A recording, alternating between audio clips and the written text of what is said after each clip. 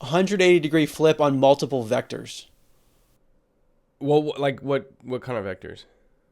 Let's say the first book, An End to Upside Down Thinking, is um, a spiritual worldview versus more of an atheistic agnostic. I used to be more atheistic agnostic. So that was a massive one. On the political side of it, I had no orientation at all and then built a very strong case for libertarianism. So that I don't even know if you call that 180 because I wasn't even switching from something. Um, and then the Great Reset book as well kind of gets into the politics, and that wasn't something on my radar. Uh, the medical paradigm. I mean, I wasn't one who even really looked at alternative health until 8+ years ago. I was much more of a mainstream allopathic person. Maybe I would have been open to it, but I certainly wasn't talking about questioning germ theory and thinking about the role of consciousness. And then the cosmology stuff was completely off my radar. I mean, when I was an undergrad at Princeton, I remember taking classes on physics and astrophysics and being very immersed in the mainstream Big Bang heliocentric cosmology. So yeah, I mean, I'm just thinking, what are the threads that I might have known about prior to writing these books?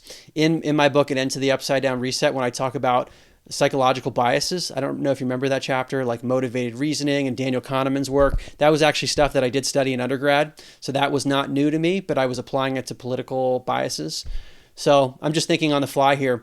Most of what I have written about is a completely new Mark, but I do think the essence of who I am now is not that different from who I was before. It's just I approach life really differently. So then, okay, so if you took 180-degree turns on a lot of things, like what would you say out of this? I mean, look, listen, you're talking about the beautiful thing about these 7 books that you wrote, right? Basically the Upside Down series, right? Is that you could, first of all, the first one, as you mentioned, right, in Upside Down Thinking, is talks about consciousness, but it seems like that's something that you repeated, like even in the Upside Down Liberty, for example, you talk quite heavily about going into the theories of consciousness and the paradigm shift that it would cause, which makes sense, right? Because when your entire worldview changes, like your eating habits naturally are going to change, or like your general philosophy on what the government's allowed to tell you to do is naturally going to change, right? You're like, hey, wait a minute, I'm oneness. Why am I taking orders for, right? Like that kind of makes sense to me.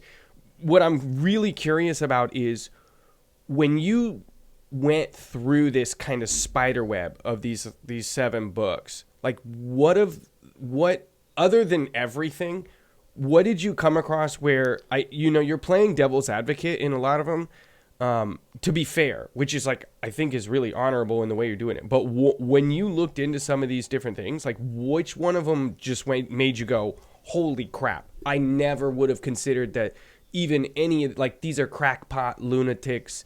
Like, could you name a few of those? Yeah, and first, before I answer, I just want to thank you for taking the time to read my books before the interview. I don't know if you're the only one I've interviewed with or one of the only ones who's read everything. So I appreciate these questions a lot. Thank you. But I would say the first paradigm shift I had for An End to Upside Down Thinking, that was the biggest one for me. And because it really relates to what a human being is. And I'm like, wait a second, I used to think I was this and I'm not that. I might be something very different. Whoa. And that's why that theme, to me, it has to carry through, whether it's into political topics or cosmological or medical topics. Basically, the fundamental backdrop for what reality is and what a human being is, that has to flow into any topic to some degree. So it's kind of incidental that my first book covered that topic, because when I wrote the first book, I didn't know I was going to write any more. I really didn't. I didn't know it was going to be an upside down series. I mean, to me, that was the book. And I was still working in Silicon Valley at the time. And I just thought, okay, this is a passion project on the side. This is a really important topic. I can't imagine that there would be other paradigm shifts that would be so jarring to me. But to where your question's leading, there were many. I mean, that first one on the nature of consciousness, the idea that consciousness does not come from the brain and that consciousness might be fundamental to reality and that the brain's like an antenna receiver or transducer or filtering mechanism, that was mind-blowing to me. And now I'm sort of numb to it. But then, I mean, the political stuff, that was massive to me. I used to just think, yeah, the government is this entity that is designed to help the public, when I now see it as an entity that's inherently antagonistic to human liberty. I had never considered that. That was just mind blowing. And then in some ways it was the most disturbing to me because I knew how upsetting it would be to many people who like me. I didn't feel quite as much that way with my first book. I mean, I did to some degree, where I had one friend in particular, a really smart guy, read the book before it was published, and he said, Mark, you shouldn't do this. I'm telling you this as a friend. Like, this is really crazy stuff you're doing. And I've gotten that a lot. But this political stuff, you get people really angry when you start talking politics. That's really hate. Like, that's okay. So a lot of people have no idea the extent of the spider web. So let me just like try to do the best I can here. Please cut me off at any time and take over, because obviously you know it a little better than I do. But that's crazy to me that politics seems to be the one where you get the most maybe vitriol response. And okay, you're talking about an end to the upside down thinking basically says you're not really a body. Your senses are an illusion. You cover an insane variety of topics that I'll double tap into soon. You go into the upside down medicine, right? An end to upside down medicine. I mean, if someone read RFK's The Real Anthony Fauci, that's like preliminary stuff for that book, right? Just to put it in perspective. An upside down cosmos, right? An upside down liberty, an upside down reset, talking about the WEF. And that's probably the, like, I could just, like, it's wild to me that the politics would be upside down contact. We're talking about aliens and abduction, and right, you're like, why is politics the one that's so?